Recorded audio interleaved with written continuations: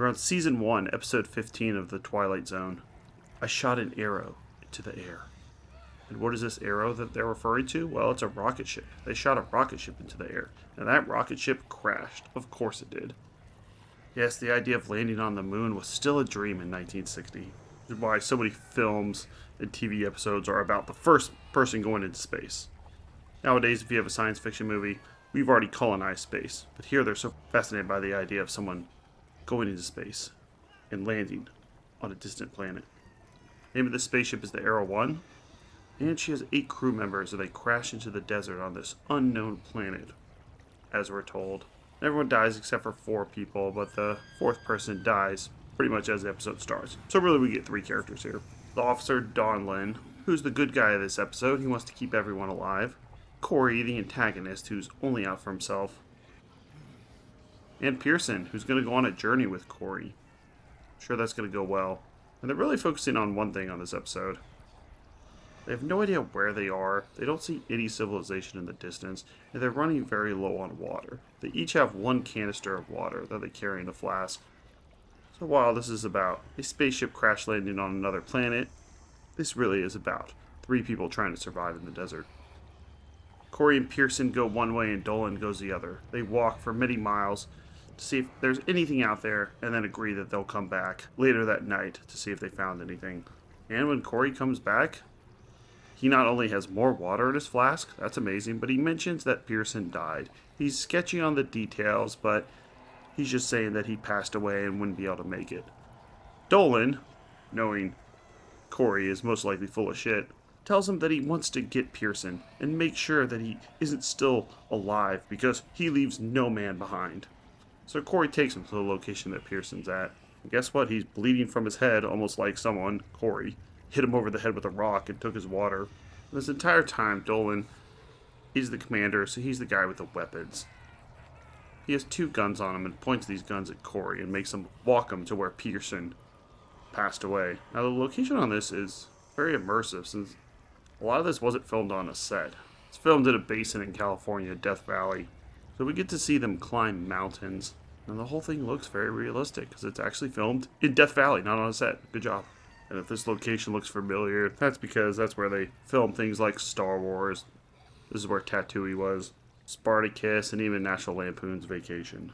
A lot of stuff is filmed there because it's only 4 hours away from Los Angeles. And while Corey is the antagonist here, I also think he's the best character.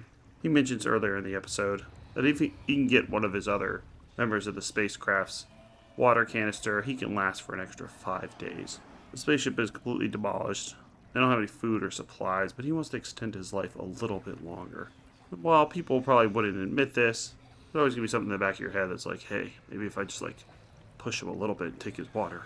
Though we don't see much of an internal struggle here. The ending of this episode is absolutely great, but it's clear that Corey was a bad guy from the start.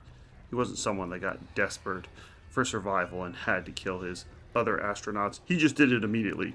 He's played by Dewey Martin, and because apparently everybody in the Twilight Zone lives forever, he died in 2018 and at the perfect age of 94. That's what I want to live to, 94. I don't have to hit 100, but come on, I want to get to the 90s. He was in an episode of The Outer Limits, The Thing from Another World, Big Sky, and Land of the Pharaohs. As Dolan is taking care of Pearson, he foolishly leaves his gun on the sand next to him. We can see the camera panning down to it, going up to Corey's eyes, drawing a straight line for when Corey is going to wait for the perfect opportunity to grab this gun and turn it around on his commander. And that's exactly what he does. He shoots and kills him and takes his water canister too. And then we get the great reveal, and I'm going to tell you what it is. Should I put a spoiler warning? Sure. Because unlike the last episode, Third from the Sun, where the twist was easy to predict, this one really leads you to believe they are on an alien planet. And we get a reveal, just like in a movie like The Village, that no, they were on Earth the entire time. In fact, they're in Reno, Nevada. And Pearson was drawing a sign earlier that was supposed to be a telephone pole. So it ends with Corey crying, realizing that he killed both of his friends, both of his other astronauts, for absolutely no reason.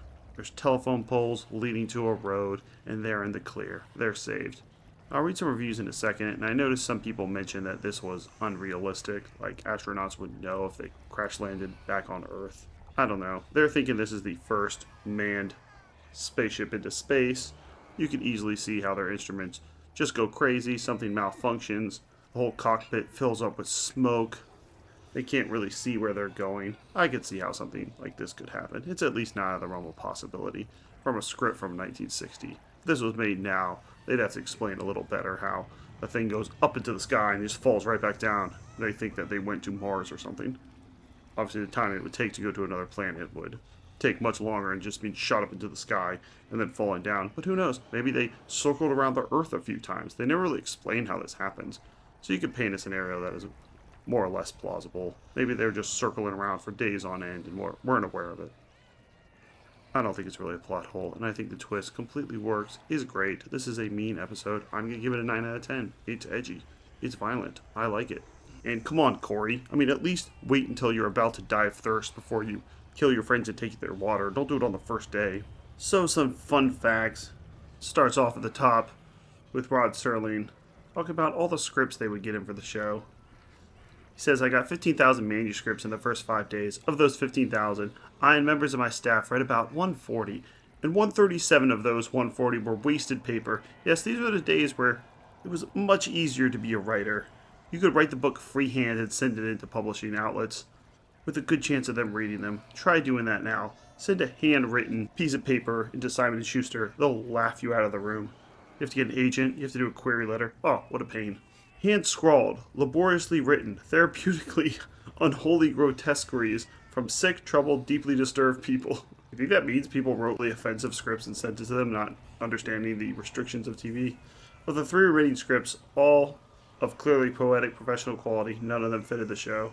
Which is why Rod Serling himself just ended up writing half of them anyways. Man, I would love to see, out of these 15,000 manuscripts, what they actually look like. That would make a good laugh. And of course this tells us that it was filmed in Death Valley National Monument, which is now a national park. Sounds like a fun place to visit, Death Valley. It actually does have really nice scenes, but make sure you have a guide out there. And some canisters of water. And it mentions that Rod Serling does a middle of the episode narration.